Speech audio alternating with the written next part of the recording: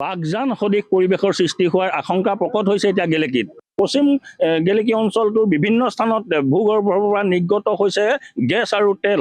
সেই গেছৰ দুৰ্গন্ধময় পৰিস্থিতিয়ে এইসকল ৰাইজৰ জনস্বাস্থ্যৰ প্ৰতি ভাবুকি সৃষ্টি কৰা পৰিলক্ষিত হৈছে। যিহেতু ONGCয়ে তেওঁলোকক সাৱধানবাণী শুনোৱাৰ পাছতে তেওঁলোকে ঘৰত চোলা জ্বলাবলৈও তেওঁলোকে এৰিছে আৰু যাৰ ফলত তেওঁলোক কোনোৱে অনীহাত থাকিবলগীয়া হৈছে। যিহেতু এতিয়া দেখিবলৈ পাইছে এইসকল ৰাইজ দ্বিতীয় বাগজানৰ যি কাণ্ড সংঘটিত হ'বলৈ গৈ আছে, ইয়াত অতি শীঘ্ৰে যদি ONGCয়ে এই কাৰ্য সমাপন নকৰে বা এই গেছ বন্ধ নকৰে, কোন সময়ত এই গেছৰ পৰা ভয়ংকৰ দুৰ্ঘটনা সংঘটিত হ'ব এয়া ক'ব নোৱাৰি। যিহেতু এতিয়া এইসকল ওলাই আহিছে এনেধৰণে তেওঁলোকৰ পৰা আমি প্ৰথমে জানিবলৈ চেষ্টা কৰিম। আজি কেইবাদিনো ধৰি এই স্থানতে ইয়াৰ কাষতে ওলাই আছে গেছ, আৰু এই গেছসমূহ কেনেধৰণে নিৰ্গমন বন্ধ কৰে ONGCয়ে সেয়াহে হ'ব লক্ষণীয়। কি ক'ব আপোনালোকৰ ইয়াত আজি কেইবাদিনো ধৰি গেছ নিৰ্গত হৈ আছে?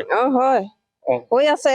আমাক এতিয়া ONGCয়ে একো সুবিধা দিয়াই নাই, অকল ভাতকেইটা দিছে আৰু চাহটোতো সেইটো দূৰৰে কথা, আৰু পানীও দিয়া নাই।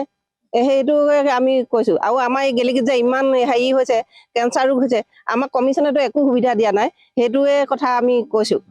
আৰু আমাৰ ঘৰে ঘৰে গেছ দিয়াৰ কথা আছিলে, গেছ ভৰাই এতিয়া সেইটো নাই হোৱা। বহুত দিনৰ আগতে সেইটো কথা শুনিছিলোঁ, এতিয়া একো হেৰি হোৱা লাইন গেছ দিয়াই নাই। আৰু ইয়ালৈ আহিব লাগে, আমাক চিকিৎসা কৰিব লাগে, চাব লাগে চবকে।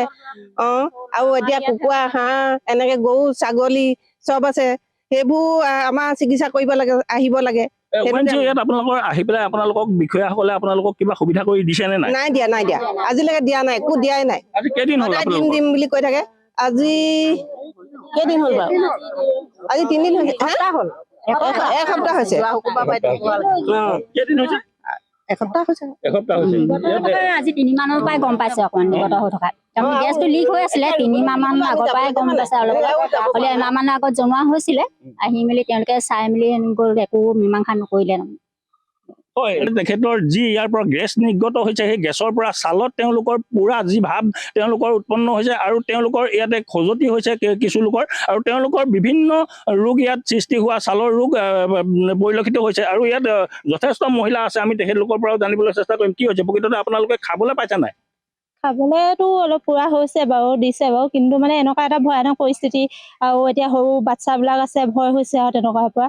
সেইকাৰণে সোনকালে ব্যৱস্থাটো ল'ব লাগে। চাউণ্ড ওলাই নেকি? চাউণ্ডটো তাততো ভয় ভয়নি এটা হৈ আছে, আৰু মানে হেৰি বুৰবুৰণটো বেছি হৈছে নাই, সেইফালৰ পৰাও ভয় হৈছে অলপ।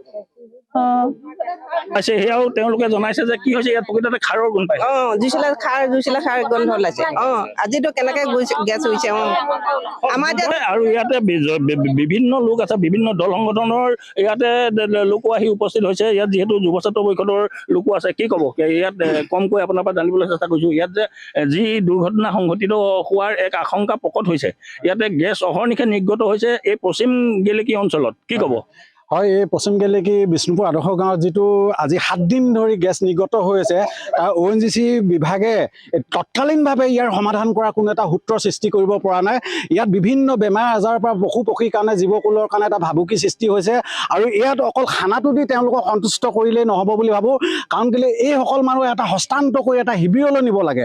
নহ'লে ইয়াৰ ৰাতিৰ ভিতৰত যদি এটা জুই জ্বলি যায় গোটেই অঞ্চলটো, তেতিয়াহ'লে এই মানুহখিনিৰ কাৰণে জীৱনৰ কাৰণে এটা ভাবুকি আহিছে। ONGCয়ে কেৱল মাত্ৰ তেওঁলোকে ৰাতিপুৱা আৰু গধূলি ভাতকেইটা দি পিনি অফিচাৰকেইটা AC গাড়ী গিলাচ লগাই পিনি আহি AC ৰুমত বহি থাকে। এনেকুৱা সিদ্ধান্তবিলাকক আমি তীব্ৰ ভাষাৰে গৰিহণা দিছোঁ। অসম জাতীয়তাবাদী যুৱ ছাত্ৰ পৰিষদ অতি সোনকালে যদি এটা ব্যৱস্থা নকৰে তেওঁলোকৰ চিকিৎসা ক্ষেত্ৰত, যিহেতু সৰু সৰু বাচ্চাবিলাক আছে, ল'ৰা ছোৱালীৰ কাৰণে এতিয়া খেতি দিন, কৃষিজীৱী মানুহ খেতি পথাৰলৈ যাব লাগে, গতিকে ইমান সমস্যাৰ মাজত থকাৰ স্বত্বেও ONGCয়ে কথাখিনি গুৰুত্ব সহকাৰে লোৱা নাই। গতিকে জাতীয়তাবাদী যুৱ ছাত্ৰ পৰিষদৰ পৰা তেওঁলোকক দাবী জনাব যে অতি সোনকালে তৎকালীনভাৱে ইয়াৰ এটা সমাধান সূত্ৰ উলিয়াব লাগে, নহ'লে অনাগত সময়ত যুৱ ছাত্ৰ পৰিষদৰ আন্দোলনৰ সন্মুখীন হ'ব লাগিব। ONGCয়ে আভুৱা কৰিছে ইয়াৰ বিভিন্ন লোকক, যিহেতু ONGCয়ে বাৰম্বাৰ তেওঁলোকে ইয়াৰ পৰা এই তৈল খাদসমূহ বা ইয়াৰ তৈল যিখন অইল ফিল্ডখন ইয়াৰ পৰা উঠাই নিয়াৰ পৰিপ্ৰেক্ষিতত আপোনাক এই মুহূৰ্তত আমাক ঘটনাস্থলীৰ পৰা পৰিৱেশ দেখুওৱাৰ বাবে ধন্যবাদ জ্ঞাপন কৰিছোঁ।